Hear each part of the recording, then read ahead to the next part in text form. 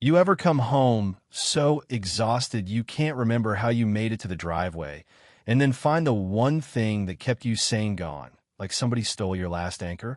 That happened to me, and the person who did it thought she was enforcing curb appeal, not felonies. Evelyn Whitaker, our HOA queen, cut my lock with bolt cutters and had my Jeep hauled off, and she had no idea she'd just taken $80,000 worth of federal surveillance gear and handed me the case of my career on a silver platter. Name's Matt Calder. I'm 38, recently divorced, working undercover for the Regional Drug Task Force, and I bought a small ranch in Willowbrook Estates to try and breathe again.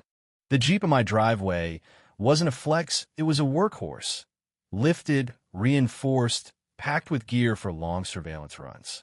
It was also federal property on loan for an investigation.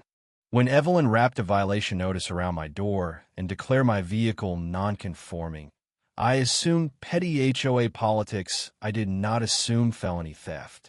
You know the type. Retired, obsessed with rules, office supply catalog energy. Evelyn ran the HOA like it was a kingdom and she had the scepter. 2 months after I moved and I get that first notice. No rules cited, just her handwriting and a little gavel emoji she loved to use. At the next meeting, she sat behind a folding table like a judge and snapped at anyone who asked questions. "We keep values high, Mr. Calder," she said, banging her little wooden block. Hobbies, she called it. What she didn't know was my hobby came with federal jurisdiction and consequences she couldn't imagine. So I did the cop thing: patience, documentation, let people talk. I smiled at meetings, I took notes, and I watched. Turns out the neighborhood was a museum of selective enforcement. Contractors' trailers, boats, RVs, none of them had warnings. Just my Jeep. Pattern recognition is survival in this job, and selective enforcement reads like a money trail if you know where to look. 3 weeks into the stakeout that would change everything, I came home ready to collapse and found fresh metal shavings where my chain had been and tow tracks through the gravel my Jeep gone. Mrs. Morales across the fence told me Evelyn arrived at dawn with bolt cutters and a tow truck, calling it abandoned. The impound lot billed me like punishment. 3 days at $300 a day, towing fee, the works. I paid it because I had to, but I didn't stop there. I started crawling through bylaws, registry records, receipts. My training taught me to follow money like a scavenger follows crumbs. B&R Recovery Services, the tow company, traced back to Bradley Whitaker, Evelyn's brother-in-law. Emergency removal? The bylaws required 30 days written notice. Evelyn had done in 15. That was her first mistake. The next was almost comedic in its audacity. She called a private investigator to look into me. The PI? Jeremy Hoskins, plates traced to tickets, suspended license, fraud charges pending. Evelyn had higher desperation. Neighbors started talking. Mrs.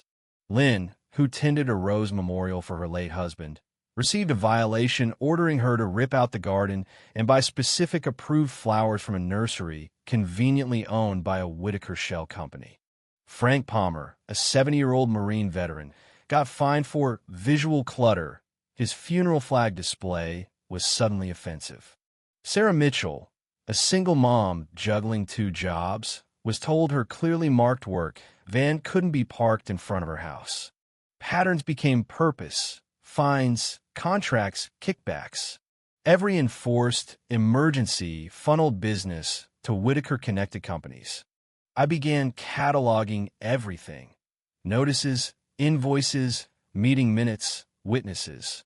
I handed out composition notebooks like evidence kits, write dates, exact words, witnesses. Ordinary people become extraordinary witnesses when they know what to look for. The community that had been silenced started whispering. The whisper grew. The twist, the part that made my blood run cold with a perverse kind of satisfaction, came when Captain Ramirez called me in. He wasn't annoyed.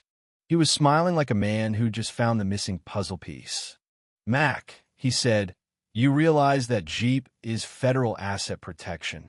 Translation: stealing it wasn't a petty civil matter. It was theft of government property, obstruction, potentially 10 years in prison. Evelyn hadn't just taken a truck. She'd stolen evidence that tied into a bigger municipal corruption probe my task force was already sniffing at. That changed everything. Suddenly, the impound lots weren't just small-time crooks. They were nodes in a laundering network. Federal GPS trackers showed my Jeep moving across county lines.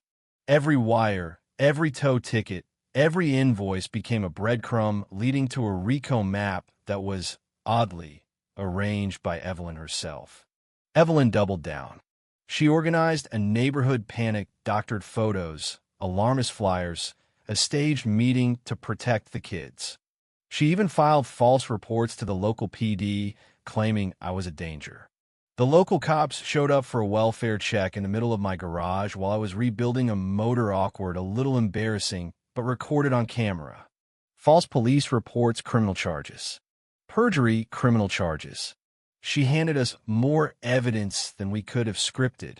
When federal agents and Agent Rivera stepped in, they turned my house into command central. Surveillance equipment went in, encrypted channels hum, and suddenly our little suburban war became federal priority. IRS, FBI, financial crimes, U.S. Marshals. We coordinated arrests, asset seizures, media strategy. The irony was delicious. Every harassment notice, every emergency removal, every bias fine was forensic gold. Evelyn was building her own indictment, line by documented line. Her final act of hubris, the emergency HOA meeting meant to crown her victory, was the curtain call. She stood before neighbors and cameras denouncing me, while federal agents filed in through the back door. The room went cold.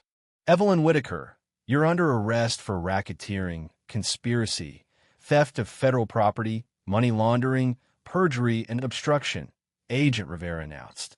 The sound of handcuffs closing echoed like applause. What followed was messy, public, and absolutely satisfying. Televised perp walks, indictments, seized bank accounts, revoked licenses for family contractors. The $400,000 skim from the HOA went back to the people. New management, restored gardens, Frank's flag restored to its honored place. Neighborhood dynamics rewired themselves. People smiled in driveways again. Kids played in yards that hadn't heard laughter in months. But it wasn't just punishment. We built something better. A scholarship fund from the recovered money, protections written into law to prevent HOA abuse, community training sessions where neighbors learned the power of documentation. My house, the one Evelyn tried to crush, became a community center for resilience. The Jeep? It sits in the driveway now, full of car seats and soccer gear, and nobody gets to tell a kid they can't hang their backpack on the passenger seat. Here's the part that keeps me up sometimes. Evelyn got 4 years, restitution, public disgrace, and yet the impulse toward petty power exists everywhere. You can dismantle one corrupt network and still wake up to another quietly measuring trim colors on Maple Lane. So our victory felt like a beginning, not an endpoint. So where do you land on this? Was Evelyn a garden-variety busybody gone corrupt, or a full-blown criminal who weaponized neighborhood rules? Drop a comment. Tell me the worst HOA story you've survived, and if you think the law did enough. Share where you're watching from, because this one went national, and people still need to know how to turn harassment into evidence. If this helped you feel less alone, do the usual like subscribe, ring the bell, but more importantly, talk to your neighbors, document everything, and don't let small tyrannies grow into criminal empires. Justice sometimes arrives in bolt cutters and tow trucks, but only if someone is watching and ready to take notes.